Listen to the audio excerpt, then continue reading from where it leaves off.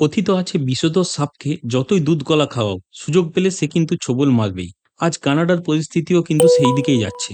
এতদিন যে খালিস্তানি সন্ত্রাসীদের কানাডা পুষেছিল, আজ তারাই কানাডার মূল নিবাসীদের কানাডা ছাড়তে বলছে। এই ভিডিওটা একটু দেখুন। Khalistan, this is our country. You are from Europe. We are owner of this country. Go back to Europe. Go back to England. Go back. You white people, go back to.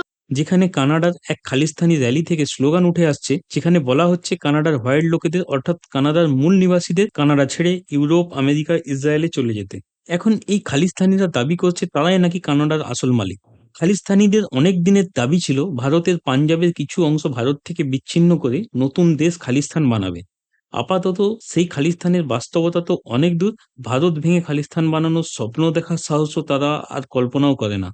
ভারতে খালিস্তান বানানোর সব রকমের চেষ্টা করে ব্যর্থ হয়ে শেষমেশ মনে হয় এবার কানাডাকেই খালিস্তান বানাতে চলেছে এই খালিস্তানিরা।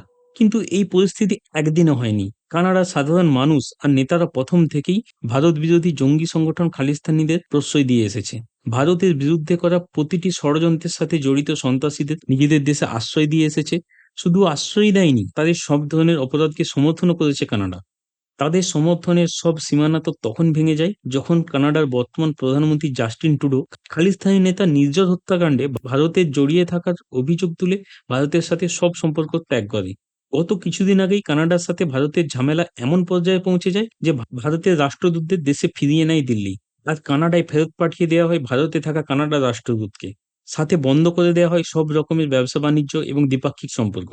আগামী বছরের শুরুতেই কানাডার প্রধানমন্ত্রী নির্বাচনের ভোট। অনেক বিশেষজ্ঞই মনে করছেন শুধুমাত্র ভারত বিরোধী খালিস্তানিদের ভোট পাওয়ার জন্যই কানাডার প্রধানমন্ত্রী জাস্টিন ট্রুডো ভারতের সাথে শত্রুতা তৈরি করেছে। কিন্তু এবার মনে হয় এই খালিস্তানি সন্ত্রাসীদের প্রশ্রয় দেওয়ার ফল হাতে গরম পেতে চলেছে কানাডা। ওর কারণেই আজ খালিস্তানিরা কানাডার সাধারণ জনগণকে কানাডা ছাড়তে বলছে। এটা কিন্তু একদিনে হয়নি। কানাডায় খালিস্তানিদের জনসংখ্যা মাত্র 2%। কিন্তু এই খালিস্তানিদের কানাডার রাজনৈতিক দল নিউ ডেমোক্রেটিক পার্টির নেতা জগমিত সিং এর কারণেই আজ এই মাত্র 2% খালিস্তানি কানাডার 90% মানুষের বিপদের কারণ হতে চলেছে। এর পিছনে রয়েছে রাজনীতি আর ক্ষমতার অঙ্ক। কারণ জানতে হলে আমাদের 2021 সালে কানাডার ভোটার ফলাফলে একটু নজর দিতে হবে। সেই ভোটে জাস্টিন ট্রুডোর দল লিবারেল পার্টি কানাডার পার্লামেন্টে 338টি আসনের মধ্যে 160টি আসন পেয়েছিল। তাই ট্রুডোর প্রধানমন্ত্রী হওয়ার একমাত্র রাস্তা ছিল খালিস্তানপন্থী নেতা জগমিত সিং এর নিউ ডেমোক্রেটিক পার্টির 25 আসনের সমর্থন নেওয়া। কানাডার প্রধানমন্ত্রী হবার বিনিময়ে খালিস্তানি সন্ত্রাসীদের কানাডার মাটিতে ভারত বিরোধিতার মঞ্চ তৈরি করে দেন ট্রুডো। একে একে কানাডার সব গুরুত্বপূর্ণ স্থানে প্রভাব বাড়তে থাকে খালিস্তানিদের। বর্তমানে ট্রুডোকে সামনে রেখে পিছন থেকে এরাই কানাডার সবকিছু নিয়ন্ত্রণ করে। কিন্তু ওই সাপ পুষলে সাপের ছোবল খেতেই হবে। কানাডায় অবস্থিত অন্যান্য ভারতীয়দের উপর অত্যাচার তো আগে থেকেই চলছিল। এবার কানাডার মূল অধিবাসীদের উপরেই অত্যাচার আর সন্ত্রাস শুরু করেছে খালিস্তানিরা। একটা কথা জেনে আপনি অবাক হবেন, এই খালিস্তানিরা কানাডাতে থাকলেও এরা কিন্তু নিজেদের বিচ্ছিন্ন আইডেন্টিটি বানিয়ে রেখেছে। এদের খালিস্তানের জন্য আলাদা পতাকা আছে, কারেন্সি আছে, পাসপোর্ট আছে, এমনকি আলাদা অলিম্পিক টিমও বানিয়ে রেখেছে তারা। যদিও সারা বিশ্বের কোনো দেশই সেগুলোকে অ্যাকসেপ্ট করে না বা স্বীকৃতি দেয় না। এসব দেখলে বোঝা যায় এদের সবকিছু রেডি আছে, শুধু একটা জমি দরকার ছিল খালিস্তান বানানোর জন্য। এতদিন ভারতের চেষ্টা করে বারবার ব্যর্থ হয়ে বুঝে গিয়েছে ভারত ভেঙে খালিস্তান বানানো অসম্ভব। তাই এবার কানাডা দখল করে কানাডার মূল নিবাসীদের দেশ থেকে তাড়িয়ে খালিস্তান বানাতে চলেছে তারা। ভারত কিন্তু অনেক আগে থেকেই বারবার কানাডাকে সাবধান করেছিল এই খালিস্তানিদের আগ্রাসন নিয়ে।